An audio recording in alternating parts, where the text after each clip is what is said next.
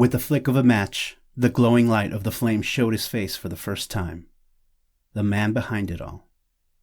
The last two men left alive on a boat that was burning and just seconds away from an explosion stared at each other.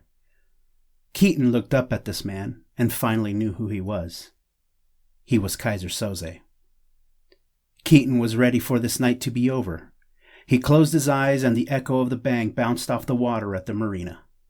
Soze casually walked off the boat seconds before the night air was greeted with the burst of flames from the explosion. The day after the boat exploded, a man named Verbal Kent was brought into the police chief's office and questioned by a federal agent named Kuyan. Kent was the only one of his group that was left alive from the explosion, and Kuyan demanded that Kent tell him everything about what happened that night in the harbor and where Keaton was.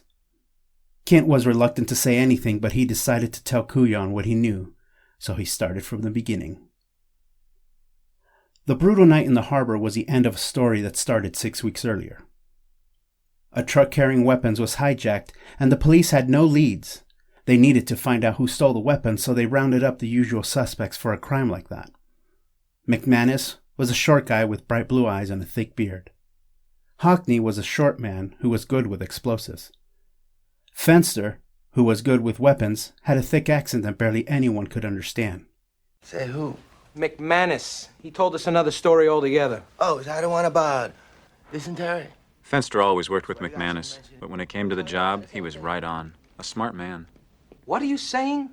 I say he'll flip you. He'll what? Flip you. Flip you for real. Yeah, I'm shaking. Come on. Okay. Answer my question. And you hit me in the back. Hello? Keaton was a smart mastermind, ex-police officer. Lastly, a man named Verbal Kent. Kent had a bad leg and arm that made him limp, and he could barely hold anything in his left hand. It didn't make sense that I'd be there. I mean, these guys were hardcore hijackers. But there I was. At that point, I wasn't scared. I knew I hadn't done anything they could do me for. Besides, it was fun. I got to make like I was notorious. The men were put in a room together and had bright lights shone on them. Each man stepped up, said a few words, and then stepped back into line. Officers questioned the men again and again, but none of them told the officers anything. After a while, the men were all put in a cell where McManus told the men that he heard about a job that they could do. Me and Fenster heard about a little job. Why don't you just calm down? What do you care what he has to say? I'm just talking here.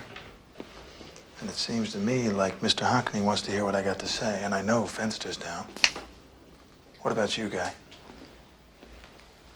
I'm interested, sure. Keaton didn't want any part of it, because he was trying to get away from the criminal world and go straight. Kent remained quiet in the corner, but he listened to McManus talk. The only thing was that Hockney, Fenster, and McManus didn't know Kent and would not include him in the job unless Keaton went along with them. Keaton realized that he needed to do this job. It was all that he was good at.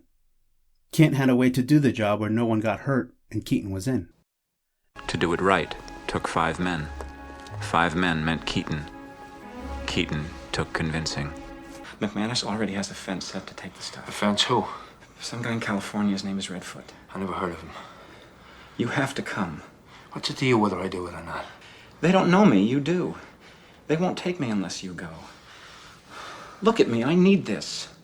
They planned on stealing a bag full of money and some diamonds from a man traveling from the airport. The man was picked up in a police car and driven through the city. They had just stopped at a light when, boom! 3 vans pulled up alongside them and men with weapons hopped out and shouted for the case and the money. They got what they needed, set the police car on fire, and were out of there in the blink of an eye. Verbal Kent told Kuyan that the buyers of the diamonds were located in Los Angeles. The group flew out there and met a man named Redfoot, who told them that this boss wanted to meet them. The group went to meet a lawyer named Kobayashi. He was a foreign man who knew who they were immediately. He represented a man who wanted to hire the men for a very dangerous job.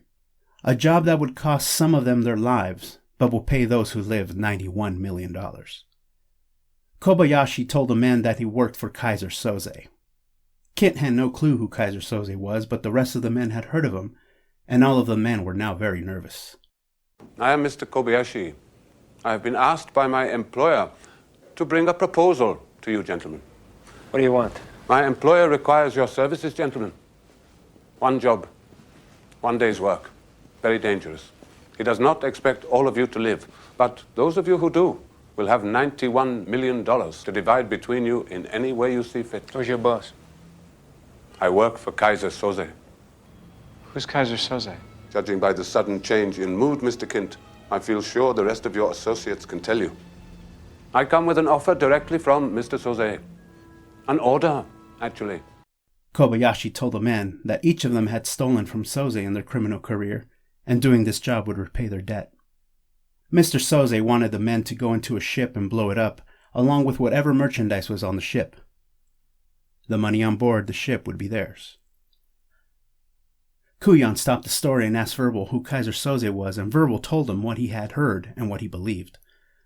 Verbal told Kuyan that Soze had a reputation for being brutal and cold. He was almost a ghost who no one had ever seen and no one could identify. That was his power, and Verbal was afraid of him. And like that, he's gone. Underground. Nobody's ever seen him since. He becomes a myth, a spook story that criminals tell their kids at night. Rat on your pop, and Kaiser Soze will get you. And no one ever really believes. Do you believe in him, Verbal? Keaton always said, I don't believe in God, but I'm afraid of him. Well, I believe in God.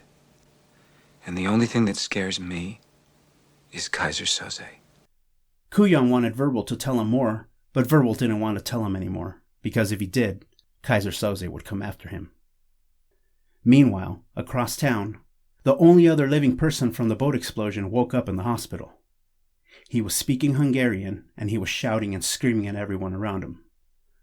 Police officers at the hospital finally figured out what he was saying. He had seen the devil. He saw the devil himself, Kaiser Soze. He knew what he looked like, and he was in danger. Police officers asked him to describe what he looked like. They brought in a sketch artist, and they got to work. Kuyan asked Verbal to go on with his story. Verbal went on to say that the group had no choice but to do what Kaiser Soze wanted.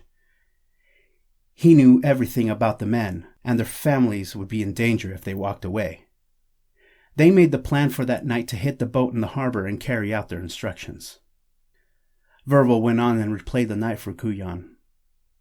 Keaton told Verbal to stay behind and watch their backs. He was not to come onto the boat where there was danger.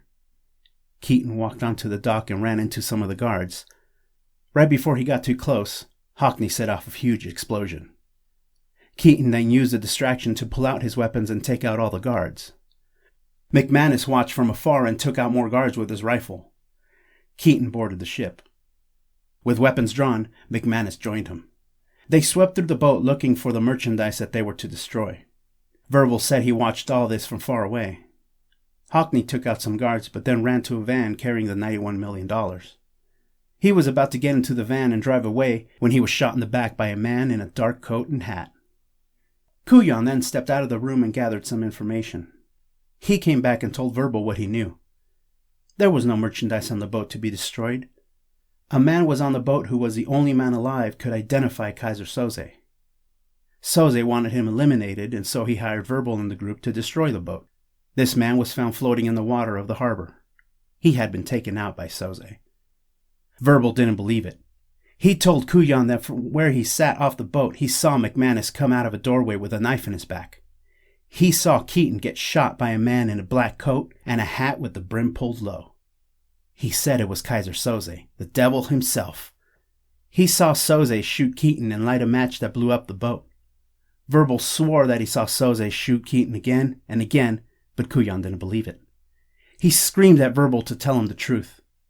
Verbal swore again and again that he saw Keaton die. Kuyan exploded in anger and pushed Verbal to the floor. And that's what you say in your statement. You saw a man in a suit with a slim build. Wait a minute. I don't have a minute. Now, are you saying you saw Kaiser Soze? You told the DA you didn't know who it was. I know that. Stop stalling, Verbal. I'm not stalling. You know what I'm getting Get at. out of my face. You know Hey, what I'm getting at. I got immunity. I don't have to. You know what I'm getting at, Verbal. Yes, don't know you what do. you're talking about. The truth. He shouted that Soze could not have shot Keaton because Keaton was Kaiser Soze. Kuyan told Verbal how Keaton set everything up to take out the one man he knew he was Kaiser Soze. Keaton had been behind everything from the start. It was a hit. A suicide mission to whack out the one guy that could finger Kaiser Soze. So Soze put some thieves to it. Men he knew he could march into certain death. You're saying Soze sent us to kill someone? I'm saying Keaton did. One-time dirty cop without a loyalty in the world finds it in his heart to save a worthless rat. No, sir, why? I don't buy that reform story for a minute. No, Verbal. He wasn't your friend. Keaton didn't have friends. Keaton was Kaiser Soze. No. The kind of man who could wrangle the wills of men like Hackney and McManus. The kind of man who could engineer a police lineup through all his years of contacts in NYPD. He used all of you to get him on that boat. He couldn't get on alone. He had to pull the trigger himself to make sure he got his man. The one man that could identify him. Verbal cried and said Keaton was his friend and that he didn't believe it. How could Keaton lie to everyone? How could he be so devious? Kuyan let Verbal go. Verbal walked, limped, and shuffled out of the building with his bad leg dragging behind him. He walked down the steps of the police station and headed down the street. Kuyan, back in the office, was thinking and looking around the room. He started seeing things on the wall and around the room that fit into Verbal's story. All the clues were coming to him. The man named Redfoot in California who bought the diamonds was just 2 words on the board Verbal put together. It all rushed to him that Verbal made up the entire story. He dropped his coffee mug on the ground and it shattered. He looked down and saw a word written on the bottom of the cup. The word Kobayashi. Not an attorney who worked for Kaiser Soze, just a name on a coffee mug. He ran out of the police station. He ran right by a police artist sketch from the hospital. The man who was in the hospital that saw Kaiser Soze finished the sketch of what Kaiser Soze looked like. Kuyan never saw the sketch, but he didn't need to. Another officer picked up the sketch, and it was a picture of a man that looked exactly like Verbal Kint. Kuyan ran outside and looked both ways trying to find Verbal. Minutes earlier, as Verbal limped and shuffled down the street dragging his leg, he suddenly stopped dragging it. He walked perfectly. It had all been an act. Verbal Kint was just an act perfectly played by the real Kaiser Soze. He got into a fancy car and drove away, never to be seen again. The greatest trick the devil ever pulled was convincing the world he didn't exist. And like that,